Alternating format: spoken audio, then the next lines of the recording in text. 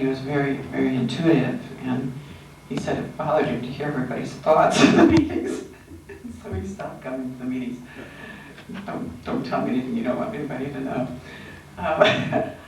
In any case, he has a fabulous story, and I'm not sure that he totally appreciates how important he is in the world today and how important his story is, because the things that have happened to him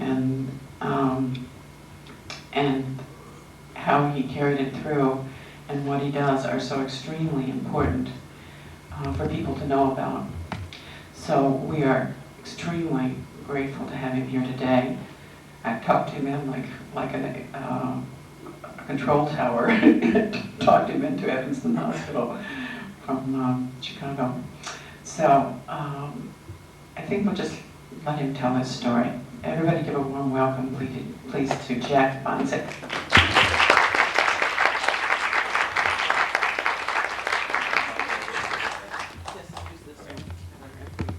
Hi, my name is Jack Bonczyk, 53 years old. I am no longer flying for an airline. I fly a private jet for some rich folks up here. Let's see, November 12, 1972, I had a car fall on me, snapped my spinal cord in half, and I was transported to several different hospitals, and had they split my spine open and tried to reconnect it, and they were unsuccessful at the time. And they put a steel plate in my spine from my neck down to my butt and screwed me back together again. And they didn't expect me to live that night, and I did. And I died on the recovery table, or in the recovery room, flatlined for about 4 minutes. And I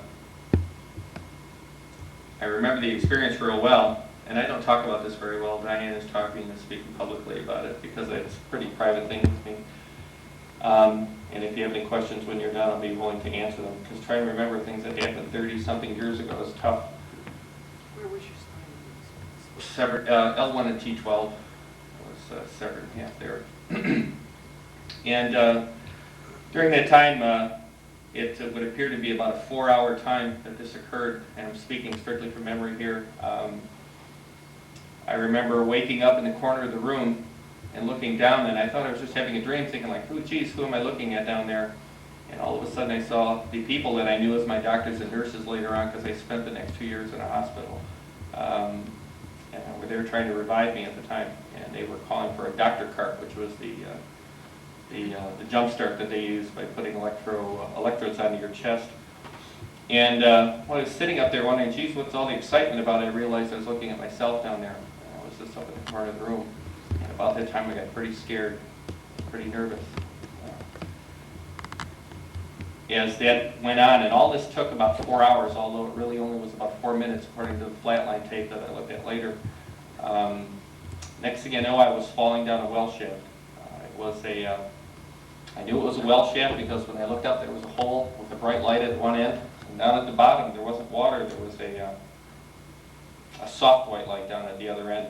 And I realized I was falling, and all of a sudden I realized what was happening. And at first I said, you know what, this must be death.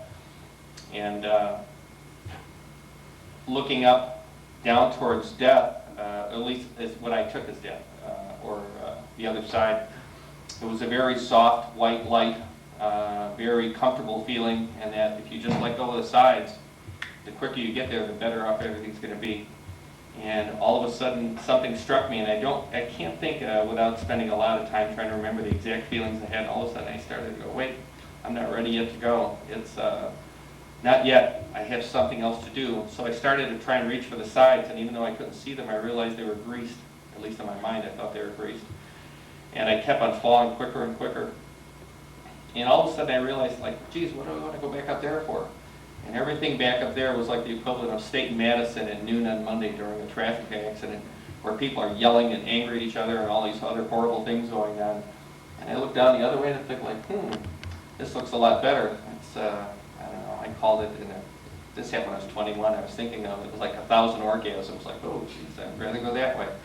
And so I fought for a long time, and I just remember the intensity of the fight that went on for quite a long time. And during this time period, I was being visited, at least mentally, by people that I knew. It was a real weird thing. It's hard to describe. I didn't want to call them ghosts or apparitions. They were just people that I had known, my mother, my father, and I often wonder if it was just part of the part where your brain shuts down. It's what I've gone to several seminars to try and realize what had happened to me. And most of the ones that I had, they didn't explain at least what I needed to know. And I all of a sudden realized that it was really okay to die and it was going to be all right if I did, but I just felt it wasn't time to go yet. And this went on for, like I said, about 4 hours. And then all of a sudden, next thing you know, I woke up about 3 days later in the hospital. And I was only up for a little while.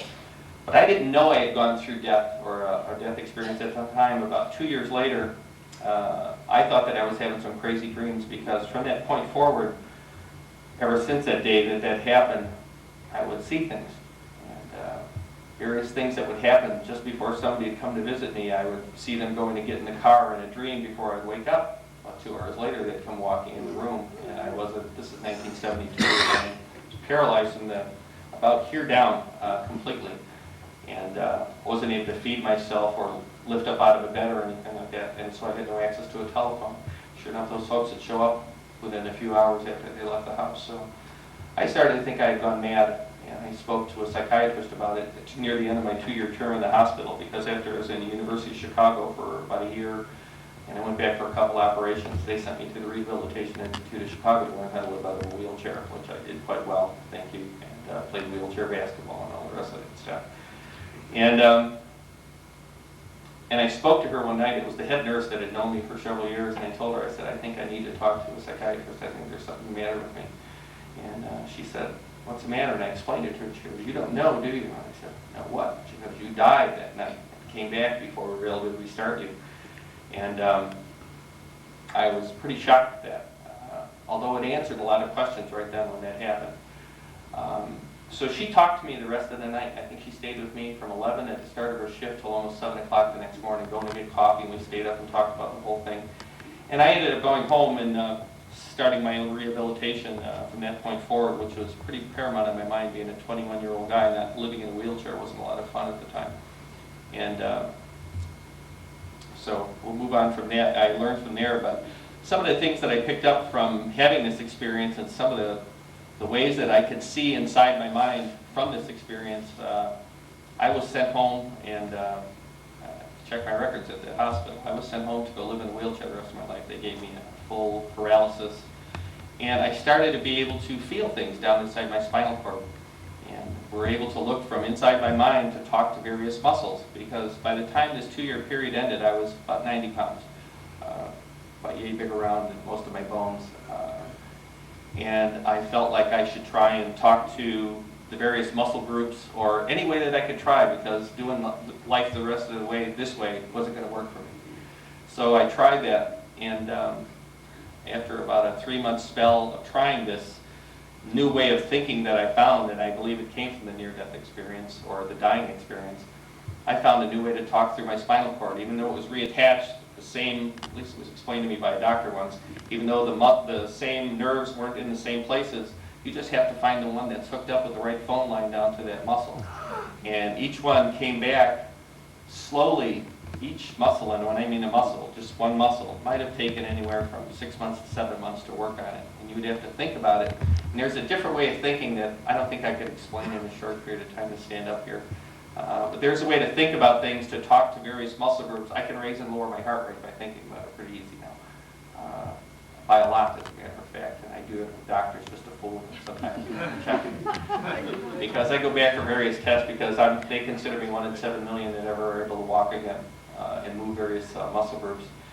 So as I started to get various return back, some of the things that happened, some of the normal doctor procedures, especially at RIC, that which is now, it's a great place, don't get me wrong, but they also, I asked them years later, why did they not try and follow through with some of my ideas on how to try and get other people and maybe help themselves, and they said because it takes a certain individual and a certain way of thinking to do that, and some people may not be able to achieve that, and what happens is that they have such great mental letdowns by not being able to achieve those goals, or they may not have the drive to follow it through.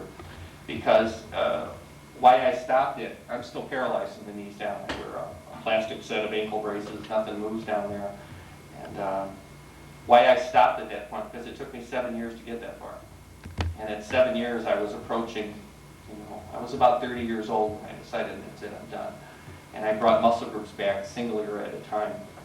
So when I walk and move, I don't walk like we normally learned how to walk when we were kids. I was a normal kid, by the way. I was athletic. I played football. I was on the swim team and all that sort of thing here in Chicago. Is that you have to think about every motion you make while you're making it. When I fly an airplane and have to push my rudder pedals or my brake and things like that, I don't think in the same way that people do. It was a weird thing for the FAA to accept. In fact, I had to go through very special testing, even though I had been flying a jet and teaching jets for other people how to fly for about 10 years when they discovered that I was wearing these things on my legs. And they said, well, we can't let you do this anymore. And I had to go back and actually stop flying for about 6 months while I went through various tests with the FAA to reprove that I could do this. And he says, well, you're not supposed to be able to do this. And they asked me to go get the doctors. In fact, this just happened 7 years ago. And they wanted me to go back and get the doctors that had worked on me. And I said, well, geez, 2 of them are dead. And I think the other guy's in an old folks home down in Florida somewhere. And so luckily, by an accident, and I don't know how to describe this, but I felt to go to this one particular doctor I had heard about. And luckily, because they were only going to let me fly again if I could prove that somebody that had worked on me, that had seen my spinal cord open and seen me from the beginning to now, could guarantee that I would not all of a sudden stop walking all of a sudden. Well, I've been doing it for 30 years now. I don't think it's going to happen. And by accident, and I don't know if it's really by accident because of this, there's certain things that lead me down certain paths, and I really can't describe why it happens, but something directs me sometimes that I end up walking into a place, and it's exactly the person and place I need. And I walked into the doctor who was now a gray-haired 50-year-old guy that was an internist to the doctor that operated on me. And he stood next to the guy during the whole time. He goes, "You're Jack Bonczyk." I said, "How do you know?" And he goes, "I was the guy that helped put you back together with Dr. Donald Pearson from the University of Chicago." And I, "Oh, okay." And he went ahead and filled out all the papers and made a guarantee to the FAA, and says, "If he's made it this far, he'll do well." And since, of course, that time, and I might be skipping around a little bit, they've taken that steel bar out of my spine. When I went in there, when I walked in there one day, I told them it was a little bit uncomfortable to try and play golf wearing that thing. So I used to have to walk with this all the time when I was moving around.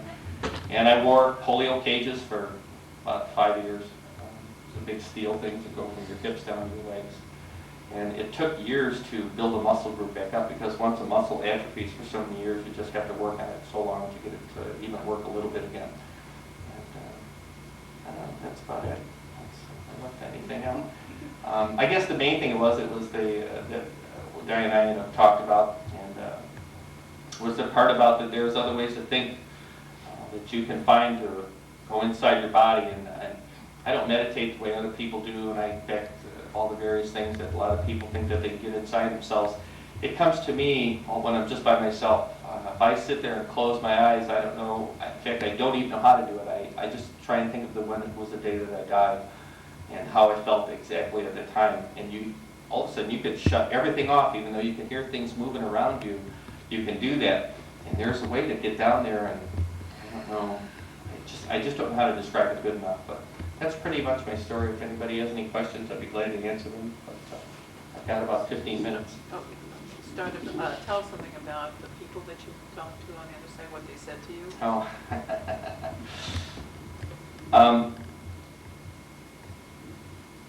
There was some visitations that were made to me by people I don't know how to word it. The people on the other side, people I've known, they came to see me when I was dying, and I saw them all. How I describe it is like right now, when we're in the room right here, if there's a way you can do that, and if you think the proper way, you'll see the other generations that are along with us at all times. The room is filled with another dimension, and I see that everywhere I am and wherever I go. And I may not bother thinking about it at all those times, but they're there, and anytime I need them, and then sometimes they come along to give you a helping hand when I need it. And I'm very, how do you say, I'm very greedy about it. I only use it when I need it. Sometimes I don't go for years. Another thing that's happened is that And I finally realized it just a couple years ago, about the time I met Diane, is that before somebody I know real well dies, I usually get a visit or see it about anywhere from 1 to 2 weeks before they die. My last one was my cousin, where I finally realized I'm seeing stuff that's going on here. And it was scary, as a matter of fact, because now it was scary to see that. I saw them laying in their casket. A couple of them I went and called them and talked to them before it happened. Because it happened in my 30 years, it's happened 6 times. And the last 2 times then I knew it was going to happen. That's something that happens. And it's a real uncomfortable feeling to know that. And I don't ever ask for it, it just comes. I'll be sitting there, I'll be doing something, I'll be driving my car, and or I shouldn't say driving, I'll be stopped at a stoplight, and it'll come like a dream, like you're having when you're thinking about something at home or something like that. God, it'll send shivers up and down your spine. A lot of times it happens at home. When when I get up in the morning, I'm in the gray area before being fully awake. Once again, the first few times it happened, I just thought you're having a crazy dream, like any crazy dream that might be. But that's one thing that's happened a lot. There's other things that have happened that, yes? Jack, do you ever have the nerve to tell these people, guess what, I see you taking a long trip, or no? No. I thought about it, and I thought how uncomfortable it would be for me or anybody else. And death is like, okay, and I hate to say this, I was very scared to talk about it because I flew a DC-9 for a long time, a lot of people in the back of it, that I'm not afraid to die whatsoever. Because I feel it's just like, we're all going there. But at the same time, I have no, and I need to say this, especially since I'm doing this on tape, and I don't fly for the airline anymore because they're in such terrible shape now, is that it's known in any way that I have a death wish. I really like life. I just like living it to its fullest. How I got to do in flying, from coming from a wheelchair and doing all that stuff like that. It's, I don't know, it's just stuff that leads you down a path, and sometimes it helps others. I helped a few people that have had very similar injuries. I tried to do it as a job down in Florida at a rehabilitation institute because I felt I had I can show them how to do it. And I went to the Rehab Institute and tried to teach transfers from wheelchairs to their crutches and all the things that were very hard, walking up and down stairs with crutches. And I used to teach wheelchair wheelies at the seminars, and I tried to talk to the people about it. And I tried about 10 years doing it with various patients, and it's very disheartening if you can't get through to them. And some people try very much, but they're looking for like the easy way out, like as though they're going to take 2 aspirin and feel better in the morning if they start talking to you. And out of the 10 people that I tried to spend, and I spent 2 years with each one of them, is that one actually followed through on it. And sad to say, she died of cancer last year. But we're able to start moving their various limbs again after many years of being paralyzed. But I don't have the answer to that. I don't know why that some people can't. At least it may be my inability to say how it happened. I don't know, because it always came easy to me. Jack, Go ahead. you're almost like a medical intuitive, but it's very personal with you. Have you been able to do it with other people? That's what I was trying to explain. I tried to get through to other people and tell them my secrets. That's why I'm so weak on talking about it right now, is that there were times when I was still doing this. I had just finished it for myself, and I would take people into my home and try and teach them these things. And You said one woman had gotten down to about her waist. yeah, and I got her thighs to start working about that time. And she gave up. And I guess it goes a lot like just in life. The day you quit, or the day you give up, no matter what the odds are, that's the day that it's over. It doesn't make any difference, and at least that's my belief. And that's what I saw with them, because it's very, very hard to move my toe, because I got all my left toes there just to say, because it was the furthest thing from my spinal cord, and I worked on my left toes the longest. To move my big left toe, whenever I could finally get to move it, and I remember staring at it and thinking about it, it took probably about 2 months. And finally I got it to go like that at my thought, and I passed out for about 5 hours after that. It takes every drop of energy you have. It drains you mentally. You can't talk to others. You've got to ignore other people. You've got to think about it all the time. You've really got to give up everything and just think about that one thing. And when I say I spent 7 years doing it, I didn't do anything else with that. I would go to a gym, try and stay healthy, eat as healthy as I could, and I actually have real poor eating habits. It's deep fried chicken, I love it, but I was just saying, and you had to think about those things all the time, and I remember that was all consuming with me, where they thought I had, they used to send me to the University of Chicago and the Rehabilitation Institute, sent in a psychiatrist as a phony intern once to talk to me and try to say, you really ought to take up this. And they were going to send me to a lifetime job at Johnson & Johnson in a wheelchair. I still have it. I was the poster boy for handicapped people in 1975 for a philanthropist group in Chicago. They had given me a lifetime job on my wheelchair because I was a design engineer for J&J. The box of Q-tips you buy, it was a design of mine back many years ago. And they tried to talk to me like, you better give up this crazy dream of ever walking again and doing other things. They equated it to a person that loses their arm. How, even though they have no arm there, they still try to reach for something mentally. They may have an arm cut off here, and you'll see them reach for the toast or something like that. And then they realize, oh, I've got to use a hand that's there. And they tried to say that was the same thing they had with me. In fact, he talked to me for so long and was so good at it. So I sort of remember him sitting there. They had me talking and taking this shot that they give you right below the injury spot in your spinal cord that kills everything, because they said I was having false impressions or false feelings. And it would have killed it for 5 to 7 years because it was also very painful. The other thing was I couldn't take painkillers. I gave up all. And that was a talk for one of the doctors.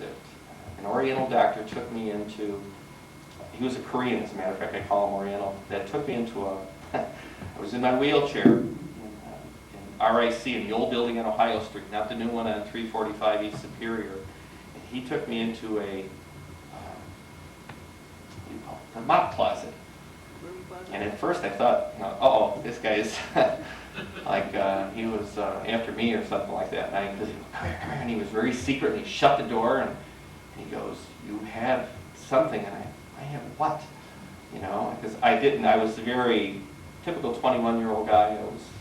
I had a lot of other things in my mind. And he told me, you have this, keep on working at it, because he had heard me talking about other people. And he told me about a book to get and how to follow through on thinking with my mind and how to not take this shot. And he says, please don't tell anybody. If you tell me, I'm going to be sent back to my country. Well, somebody saw him take me into the closet and talk to me. And I got called into the office at RIC because I used to go in there. Everybody knew me. It was, Jack, how are you doing? I had been there for such a long time. And I was taken in. I won't mention the doctor's name because I still respect the guy, but he took me in and he said if I ever talk to other patients about getting better again, then I'll be no longer ever, because I had free medical treatment at the time. My medical bill in '72 was $1.2 million. To give you an idea, the net was $72. And he told me if I ever hear of anyone talking to me again or me talking to anybody about other than their prescribed treatment, I'll be barred from the place. So I stopped at that point. So. What were you like before your experience? Oh, just a normal kid, My greatest interest was driving race cars at the time, and Hot Rod Magazine was going to do an article on my car, so I was taking the tires, putting the tires back on. If it was November, going to put it outside for a magazine article. So I was typical American, yes. Did they try acupuncture on you? I did go to acupuncture. I did that. That's a good thing you asked. It's a big part of it that got left out. I went to. I had gotten my arms back, my arms and hands, and I was able to feed myself, but I still didn't have bowel, bladder, sexual, or anything basically from here down.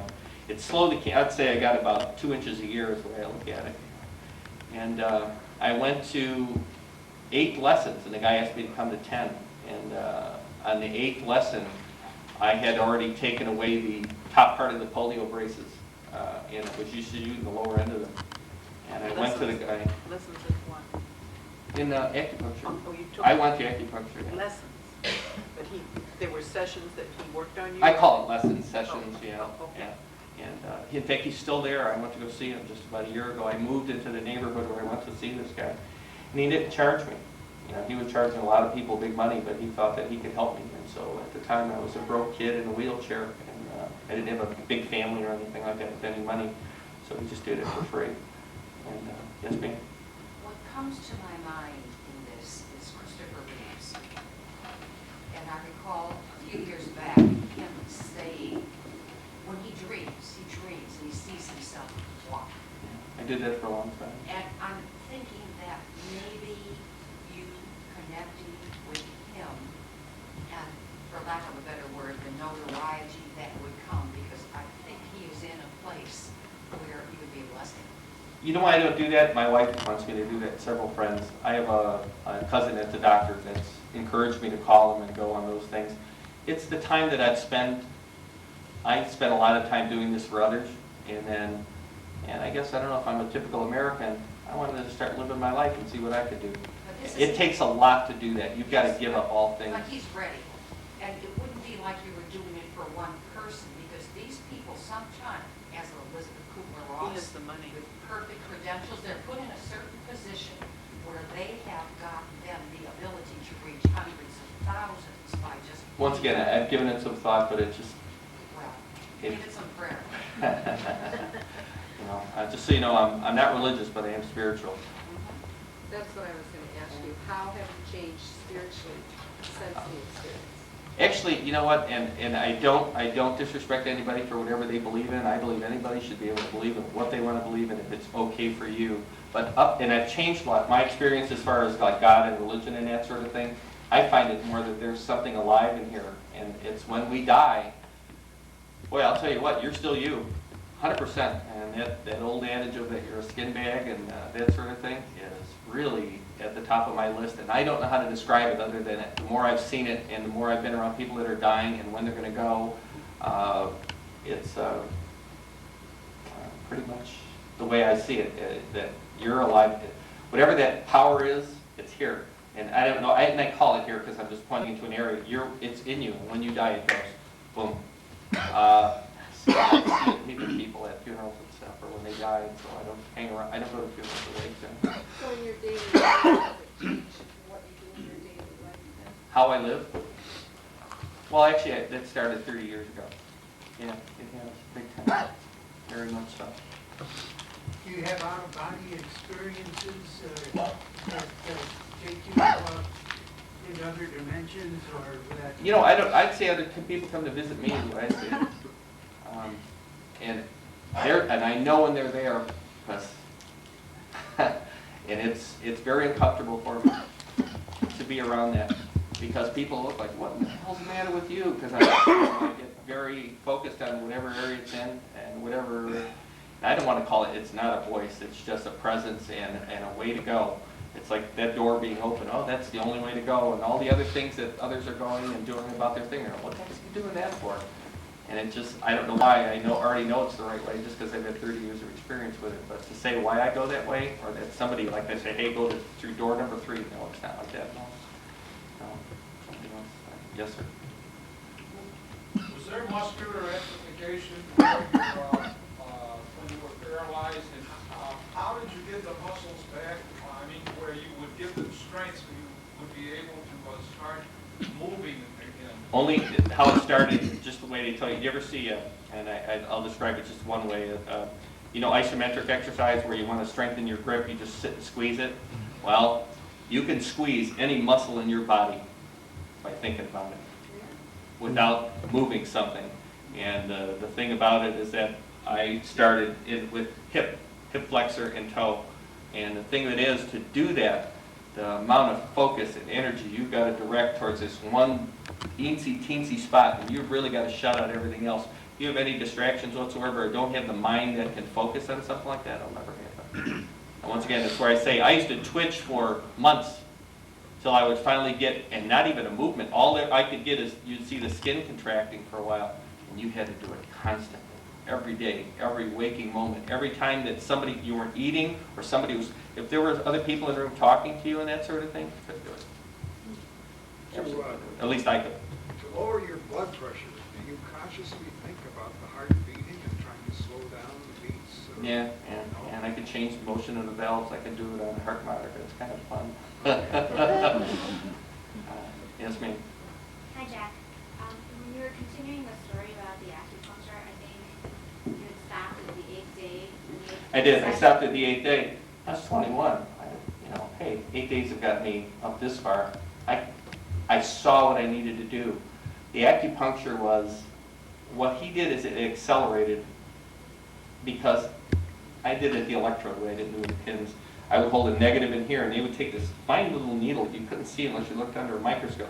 He'd shove it underneath your skin in all sorts of weird little places, and it was painful because it caused hot spots. As kind of like taking a match, blowing it, sticking it on your skin, and that was no fun whatsoever. They tried it at RIC too. After I came in and told them, they brought in a group to do it to me, and they told them that I wouldn't sit still long enough. I said, let me blow up matches and put them on your skin. Let's see how long you sit still. You know. Anybody else? Okay. In your, there's something else I wanted to ask you, I can't remember. Okay. Anyway, I've got about another 10 minutes.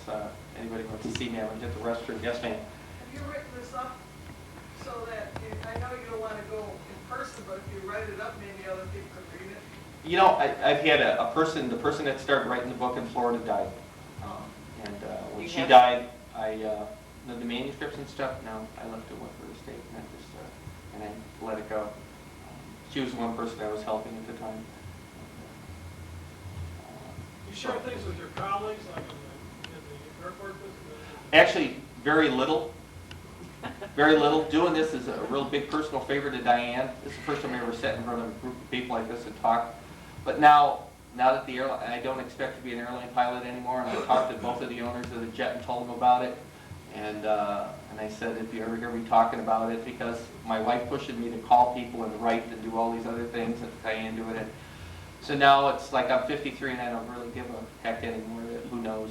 When I was younger, it bothered me though. Because what I was always afraid, when you were getting a pilot's license, and especially if you're going to fly for the airlines, you go through great psychological testing. And if you don't follow a certain path, because there's a lot of crazy son of a guns out there flying like me, if you don't follow a certain answer form, and they have psychiatrists talk to you, I was always afraid I wouldn't get hired if I ever told anybody that. And then there were some times when I doubted myself in the early part of my life. You know, it's up until the last 5 or 6 years that I'm like, wow, there's no BS to this. I know what I know. I may not be able to describe it in a way that a doctor or a nurse might, but I don't really have to. You know, I just have So to. did you try to talk yourself out of this for a long time? The experience you had in the way? Yeah, I denied it for a long time. It was when I would start having things happen, be walking down the street, all of a sudden have something direct me to a spot. And there would be some very, once again, I have hundreds of stories, but I don't have the time, and they're more personal than I ever want to relate. And over here, what? Pick it up, and there it would be. Jeez, and it scared the heck out of me for a long time. Absolutely scared the daylights out of me. And I use the word over here like as though you're talking to me so people can understand. It isn't like that. It's just I get directed over there, and now it's happening. It's kind of neat. You know, I just look around, I'll be right back, and I head over and do whatever I need to do or follow some certain path, and it's exactly what I was looking for or something. Like I said, it was unnerving, and I don't call it on. I don't like think about doing it. It just comes. So, and that's the thing that I say where I'm lazy at it. I don't want to work at this. It would be way too much. I wouldn't be able to live life, enjoy. I've got a 24-year-old son. I got 2 great stepdaughters. I got a great wife. And I sure love what I do for a living. You know, my wife has 2 giant daycare centers, and I'm very busy with that. So. And you said before the accident that this guy took you in this room and told you. No, this was after my accident. This was after you. Oh yeah. At RAC. He detected you had a special quality. Yeah. Well, he had heard me talking to others privately. You know, there were dormitories on the old Ohio Street where there was 4 of us to a room. And he was the Korean visiting guy learning about our rehabilitation, because I was in a room with cerebral palsy, 2 other spinal cord injuries. I think one guy had a broken neck from a motorcycle. And at the time, you know, we're 21, 22 years old, and we're sitting there bouncing ideas. Hey, well, this is how I'm going to get better. And I would say, well, I'm doing it. You know, and he, I guess, sat in and listened to it and overheard other nurses saying that Jack tries to promote other people to do these things. And it was still when they wanted to send me to talk to the crazy people. The psychiatrists say that there's something the matter with me. So, and And they worked hard at trying to get me to stop talking to others, to give them false hope, as they called it. You know, and I don't know what he saw. I have no idea who it is. I just remember the incident real well. I was interested in knowing if the situation made you that way, or you had something to think that came out because of the situation. Yeah, once again, I couldn't answer that. It's something he saw, that's for sure. You know, he said he was risking his stay in America because of it. Yes, sir. Have you ever had any experience with hypnosis or with hypnotists? I won't do that. I think people try it, and I just won't do it. I've had a couple of professionals that contact me that wanted to do this. It didn't work, or you didn't want to? I wouldn't follow. I wouldn't sit and talking to the people. There was something about them that just said, I don't know if the word charlatan or just like it seemed like a phony to me, and I wouldn't deal with it. Yes, ma'am. I come from Peru, and my father and my father's brothers, they are all pilots. Yes. So they come with it, and even my stepfather, my mother's second wife, my mother's second husband, he's also a pilot. Yes. And they've been all in situations where they were about to crash and stuff like that, or in the desert with no guidance and confused. And they all had extraordinary experiences with angels and with voices coming, holy voices, from God or from angels. Yeah. So this is not rare. Well, once again, it was. I guess it was for me. What he was bringing up. I would never talk about it to anybody. Right. There was a lot of stuff that's happened to me that to this day I won't tell anybody. It's so unusual for me. And when you say angels, that's one person's. It was just something was there that told me about it once again. It wasn't a voice. It was. I knew exactly what to do. I've had a close call where I lost an engine once coming into Williamsport, Pennsylvania, and the engine failed during a bad ice storm. And I was I was a flight instructor in those days. And somebody that has a very big connect with me down in Florida called me up at the hotel that night. Jack. And they had seen everything I've seen, and they had woke up and they called me back, and that sort of thing happens sometimes too, where it gets connected to other people that knew me. And they'll call me up and they're going like, did you just have this certain incident? I'm like, well, yeah. How did you know that? And they're 1,000 miles away. So I don't know if that's me sending it out or them, or really that part I don't know. Can you focus on, you seem to be a person that can focus your energies and move things. I mean, you can move the... I was going to try doing that stuff because that's what another group had said one time, because when I showed them moving my toe, I couldn't do it again for 3 months. I'm sorry, 3 weeks. It took about another 3 weeks, and of course they brought in a group of doctors, and some of the other people tried to say, well, maybe you can do these other things, or maybe it was imagination, so they tried to get me, but I saw that as a waste of time. I wanted to learn how to walk again. Because at 21 years old, I wanted to have sex again, and those are important things in my mind. That's what a 21 and 22-year-old person thinks about, I just a young guy and stuff like that. And, I wanted to be accepted in the world again. I was very, very embarrassed about being in a wheelchair, and I grew up in the south side of Chicago, where I was always the biggest, strongest guy in the block, got the girl and that sort of thing. And when I was sitting in that wheelchair, it wasn't any fun being, the guy that had to be helped up and down stairs and stuff like that. So I didn't really care about what I called might be fun science or fun to do, but I'll tell you, it takes a lot of energy to do and a lot of time. And finally, one day you say, that's it. Whatever I've got, that's what we're running with. That's what I do. I've got about 5 more minutes. Yes, ma'am. Go ahead. I came in kind of late, so if someone asks you this question, please forgive me. And it's a little off the subject, but when you were flying, did you see UFOs up there? Well, a lot of us see them. Yeah. Yeah, it's pretty common. And I can't see they're UFO. There's something up there flying around that not that I've ever seen in a book. And but to say that they're not out there, that's just, there's a lot of stuff that goes on with the space program and that sort of thing, that they've got other things that fly that they don't tell us until 15, 20 years later. The stealth fighters that were a real good example. That thing flies by. It has no wings, no anything, and you think, and you get the wrong kind of angle of light, and that's going to be a flying saucer. So I don't. But there's a lot more. That's pretty common stuff though with pilots. Did they ever fly close enough so you could look inside or anything, or? No, nothing like that. We saw, something in the sky, we go like, what's that? I don't know. Geez, it's moving awful fast. What is that? I have no idea. And the thing of it is, it's there and gone. It could be it could be a thing of the way light reflects on a satellite too. We've often thought that, or a satellite coming back to Earth that we don't hear about. There's a lot of that stuff falling out of the sky, that unless it hits something where it's going to be near civilization, they never say anything about that sort of thing. Yes, ma'am. You got one?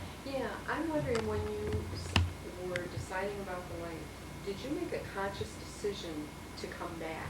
Yep, yeah.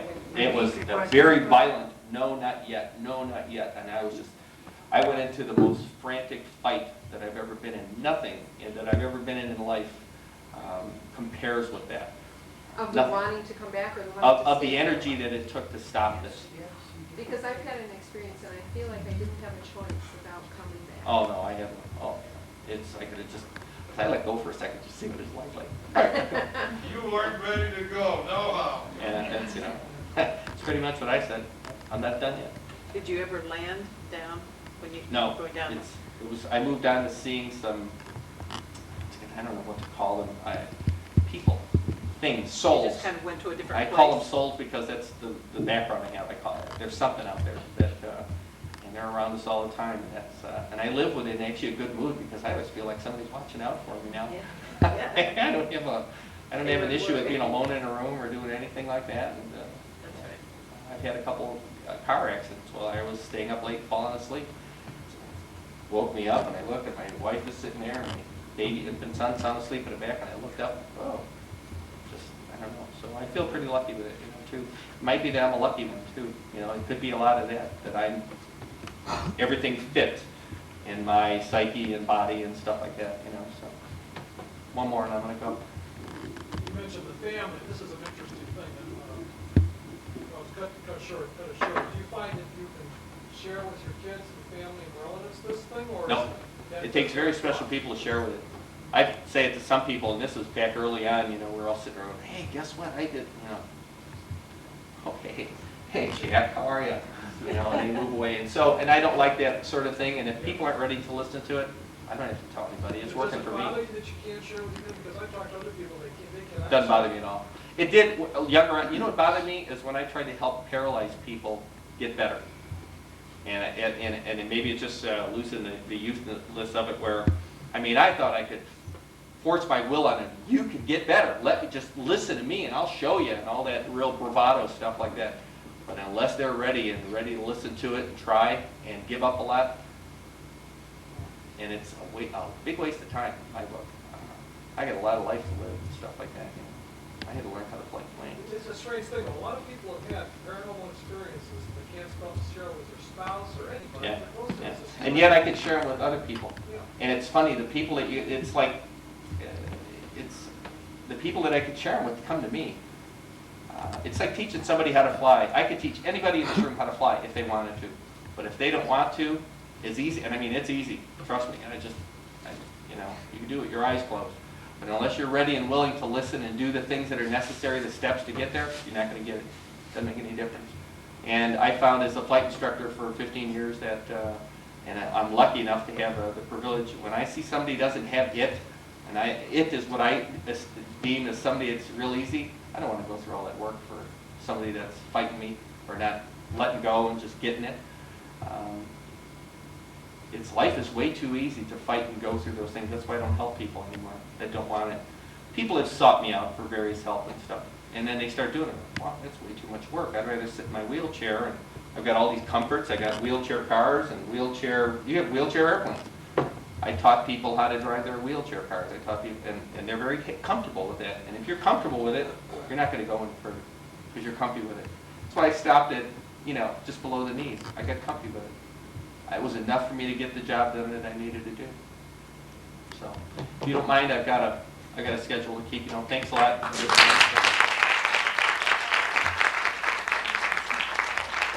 Experience. This one is during childbirth. Catherine's first child. Is that David? Michael. Michael, okay. So David is actually here. I know David's here, so I wondered if he was the one that was the cause of this. No, he isn't. Michael, the first one was. And she's going to tell us about her experience and how it changed her life. And we'll take questions afterwards. And then we'll be running off to Ruby's as usual and having a brief repass at that great site. So please give a warm welcome for Caterine Chiesa.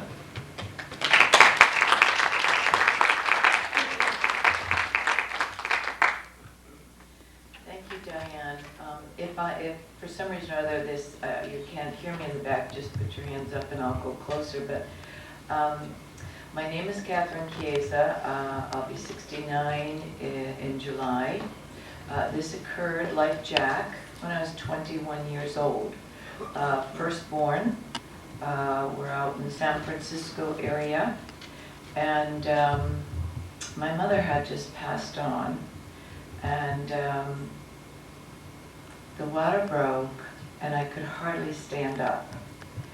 And now to try and get to the hospital in that bent over position was not particularly wonderful, and it made me feel very anxious that I needed to get there quickly. So we got to the hospital. It was Oakland. It was all light. It was in the wee hours of the morning, and it was all fog. So my husband couldn't find his way into this hospital, and I said, any which way, front, back, sideways, I don't care, I want to get in there. And so when I got in there, they put me in a wheelchair, which was merciful, because I couldn't really stand up anymore with the water bag broken. This child obviously wanted to get out. And being the firstborn, I have to tell you, I was quite concerned and had no idea where I was going. I'd never been hospitalized, and I had this feeling of, wow, this is going to be a wild and different experience, and particularly at 21. So as I sat there in the chair, they asked me my name, and I have no idea why. I went back to my maiden name. My husband said, no, that's not her name. It hasn't been for some time. And with that, I said, I really don't care what my name is. I'm giving birth to this baby. And with that, they zoomed me into some room, and they had no time to prep me or do anything. So to this day, I really don't know whether I passed out.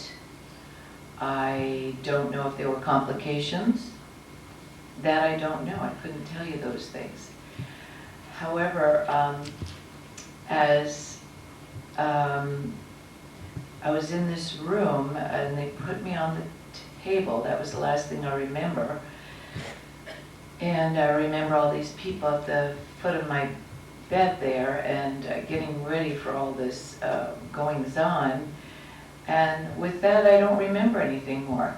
The next thing I knew, I was gone into this place that you've all heard about, because most of you have been there. The best way I can describe it, in going back in memory on that, was I was just way out there. Just way, way, way out there is the only way I can describe it. It was very warm, wonderful, iridescent white, illuminescent, but it wasn't just how white it was. It was really more the feeling. This is all about feeling. The feeling was one of euphoria. How interesting that Jack said that today. I had never really thought of it as he described his. It was euphoric, absolutely euphoric. And I just thought, wow, this is pretty wonderful. And so I was in this huge white tunnel, and it was very big and very wide, and it seemed to go up and go out. And as I went into this funnel or tunnel, it got brighter and brighter, and I got more and more excited and wanted to go further. And I had the feeling that if I could just go a little further, that I would meet God, maybe Jesus, having been originally Catholic as a child or raised in that. And I just wanted to get a little closer. And it was peaceful would be a good word. Peaceful. I was home. I didn't feel like me anymore, but I did feel like me. I don't know how that goes. Let's see, how does that go? It was as though I was free, but still me, I guess. A free me. That would be a good way of putting it. And I was struggling to get to more, to understand more about this place. And then this voice said, you have to go back. You have a little boy, you have to go back. And I really desperately did not want to go back. There was nothing about going back that was good. Nothing. No, my instinct was, don't want to go back. That felt really not good. However, that was the end, and I was back. I was back. I was in my body again, and I'd given birth to this little boy named Michael. I never said anything about that. That was 1957.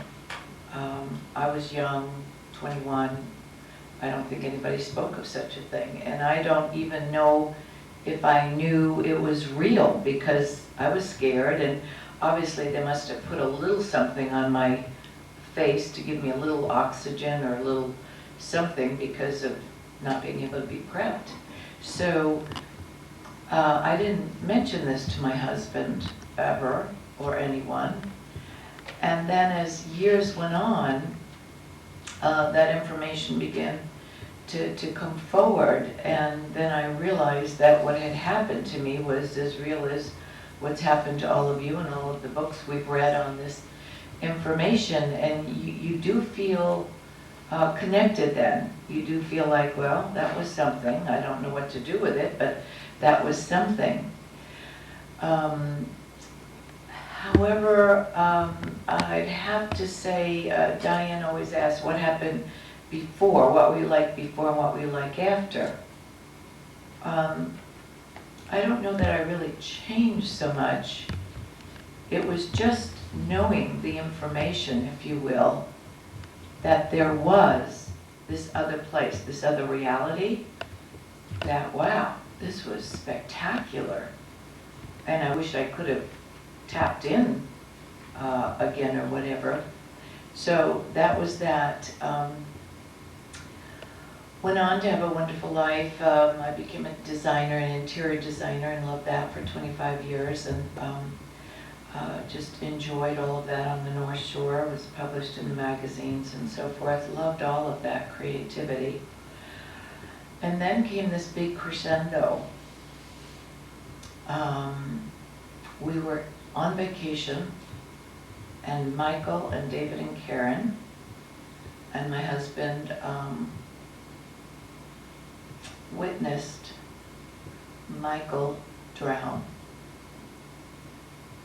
He was 30. He died the day after Christmas. We buried him New Year's Eve. David brought his body in from the ocean. It was too late, he was gone. It was a very, very painful, very struggling time. The reason I'm going all speeding ahead here is the connection there again. So we fly Michael's body back to Lake Forest where we lived at the time. And very stressful, very painful. I really didn't want to be in my body for sure. I could not believe that you could feel like you were burning, your flesh was burning in hell, your mind, your body, your soul, all of it. I recognized that Michael's life was quite incredible in his 30 years, that it was perfect the way it was supposed to be, although I wasn't thrilled that it was ended.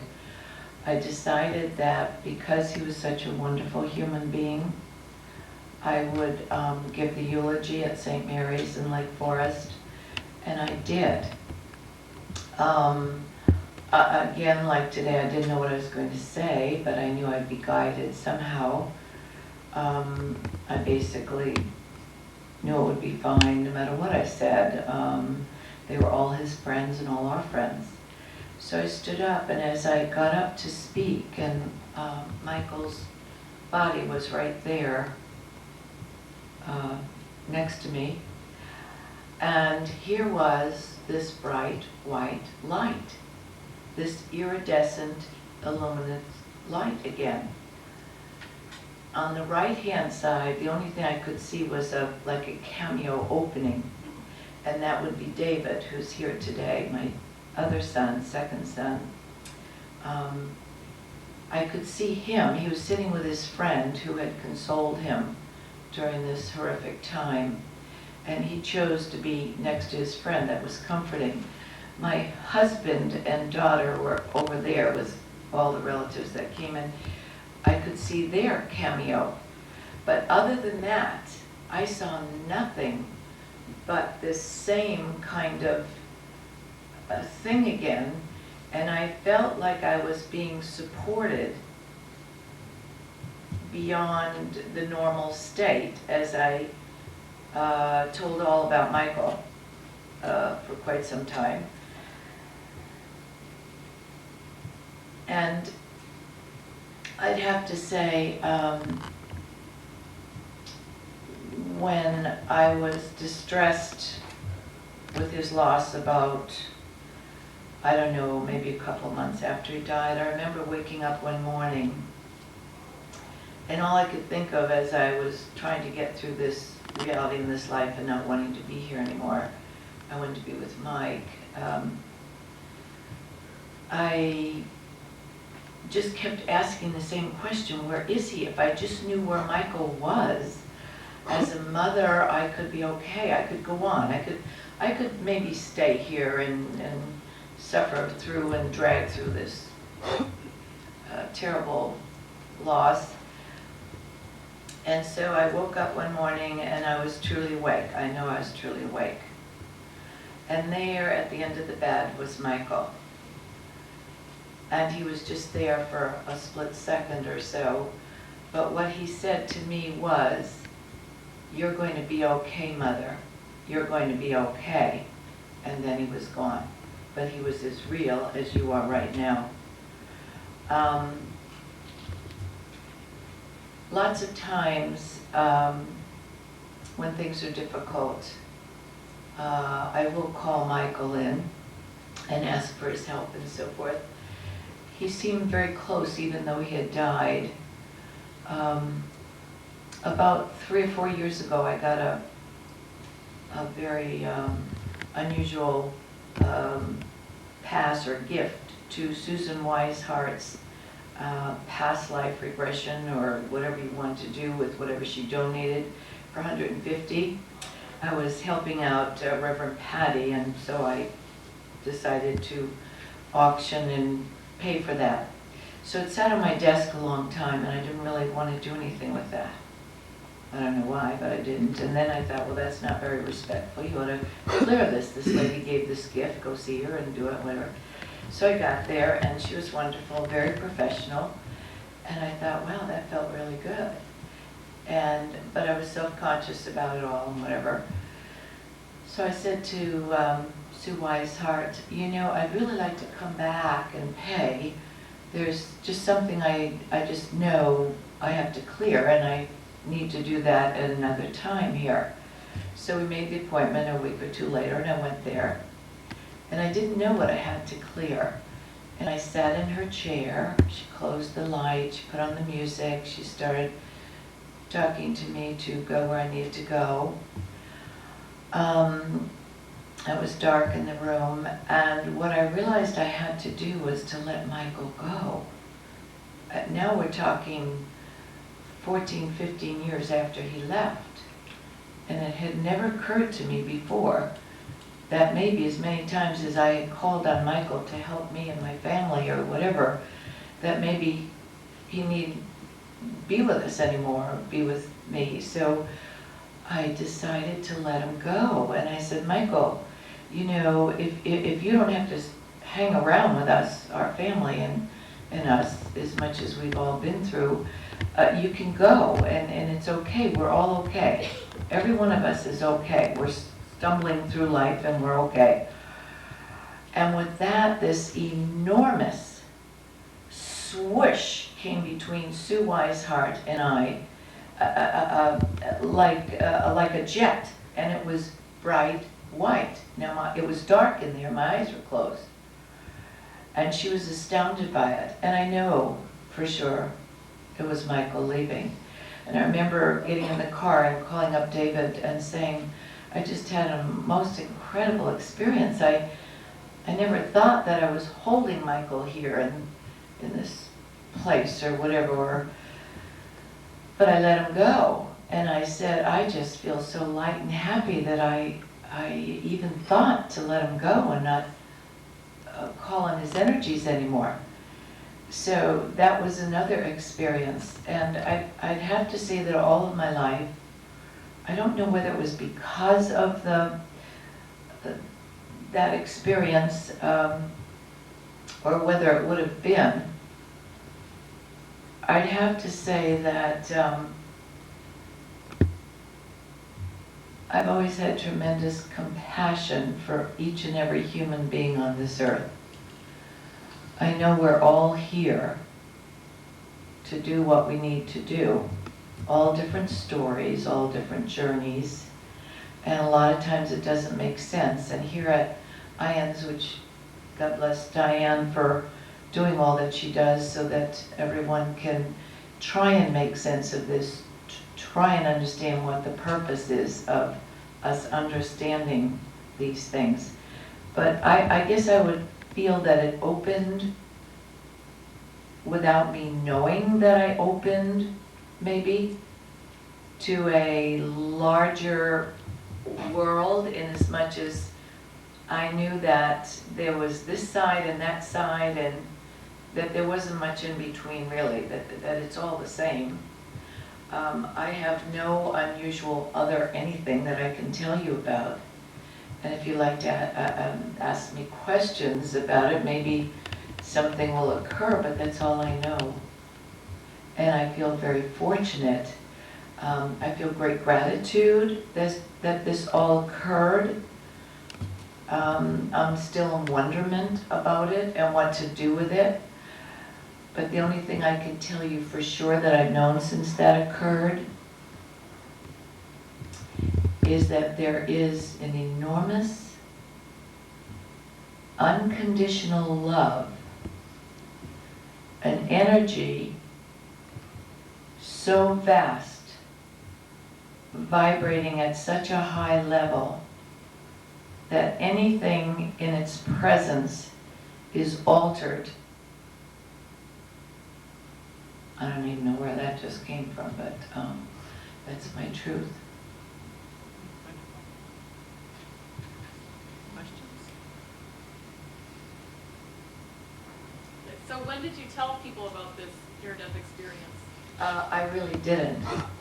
This is the I first think, time. I don't know, David, when did you hear about this the first time?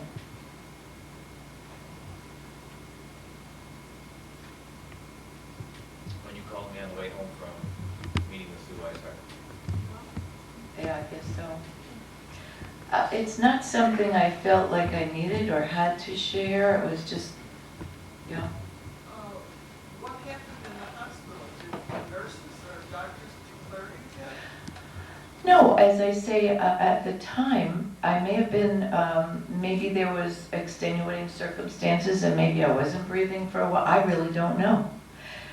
I really don't know. And of course, I would never have thought to ask. I was just glad to have a baby and get out of there at 21. I was like, okay. And went home with Michael. And I never really tagged back. I never really thought about it again until all this information started to come out. I always felt that I was a little different. I guess that's the beauty of joining in on this, that you don't necessarily feel different. I'd have to try and encircle what Jack said. He was fantastic.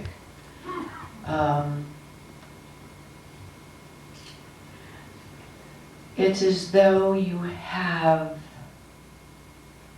some kind of an intuitiveness that's hard to explain to people who are not deep into it.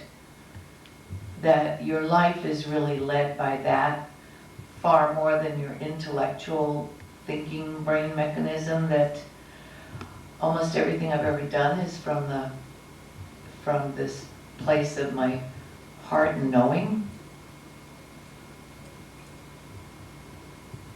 Yes. How long of a period of time was it after Michael passed over until he was released? Oh, that was embarrassingly long. I think it must have been about the 14th or 15th year after he's gone. He was born in 57, he died in 87. During that time, did you communicate with him often? I don't know what you would call that or what that would look like, but he's always been me and I've always been him. I don't know, there was a... I mean, did you call upon him for help? Oh, yes. Oh, indeed. We had many issues and many difficulties, and all through those years. And I knew too, I have always prayed to my God, but I would personally ask Michael to come in and help out. And I'd have to tell you, I know he did. I just know he did. The way things unfolded. Yes? Now, you have released him, and I understand that, but from time to time, do you feel his presence? Do you get a sign that you would only understand? Just to let you know he's around and keep your tabs on him. Oh, the question is, do I feel that Michael is still around? On occasion. On occasion, or are there signs? Whatever. Wow. I don't think he ever left either the first time or the second time when I released him. I think it's one of these things. That was a mental thing for me on this earth or this side that I did that. That was my being that felt that I should be polite and do that from things I began to hear in spiritual circles. But I don't think Michael's ever left me. I think I knew Michael before Michael was born. There's no question about that. No question about that. He and I have always been, yes. What about David? Have you made any contact with Michael? Have you felt the same way as your mother does? That I can't turn around. David, do you feel, he's asking any connections to Michael, or do you have any of that? I do. When Michael drowned, he was just off of the shore, stuck in a current. I swam out to try to bring him back. And we both got stuck in the current. We were just looking at the shoreline, my father, and my sister. We were holding hands.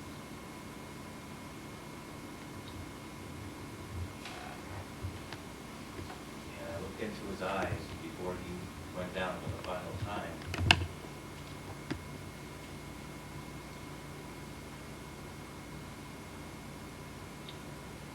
And I saw someplace very far away through his eyes. But it was a very peaceful, knowing place.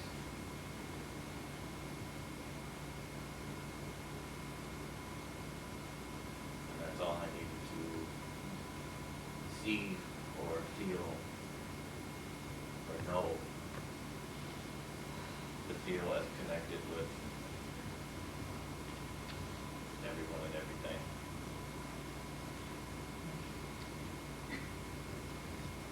Thank you. Sometimes when I reflect on the circle of it, birth of Mike and the going of Mike, and we always try and make a story out of everything. I don't know why we do that, but we do. We try and complete a circle or a story or reasons and whatever. And now that I'm 1 year short of 70, I don't need connections, I don't need stories, I just know intuitively, like Jack said, that these connections are there, they're phenomenal. I think we're getting closer to the shift in consciousness. The evolution of humanity is speeding up. We are all trying to learn how to use all of our multi-sensory abilities. I mean, Jack spoke about one that just, really blows your mind, that you can talk to your cells and get your body unparalyzed, and we haven't even begun, have we? Before Michael died, I was always fascinated by spirituality for some reason. That's who I was. That's who I was born as. A person that wanted to look at the sun and the water and see the tide. I have always, before the thing happened during birth, I have always been a person who wanted to know it all about this universe. And so I was always inquiring. And then after he died, wow, did I ever pick up the pace. Because it comforted me to know some of these things. And I met people like Jean Houston, Kubler Ross, and people of that nature, Deepak Chopra, Carolyn Mace, Gary Zukav, Eckhart Tolle. It goes on, and I just couldn't read enough books about it all. I just really wanted to be in both places at the same time. And sometimes I really feel I am, that there is no demarcation of the other side. And we're, as Jack said, we just don't know. All these other people are here with us, and Michael's probably here telling me what to say here. We just don't comprehend that yet, but it's coming. And to me, it's all very exciting that there'll be a time when we won't be saddened by death. We still think of death as an ending. I kept referring to Michael's burial and his death as a wedding over and over, many times. It was, to me, unconsciously and consciously, I thought of his leaving as connecting back up again to this wonderful source, that he was the lucky one, that he was in the most wonderful place, even though as a human being it hurt as the mother. But at some knowing, I felt this other thing. Thank you. Thank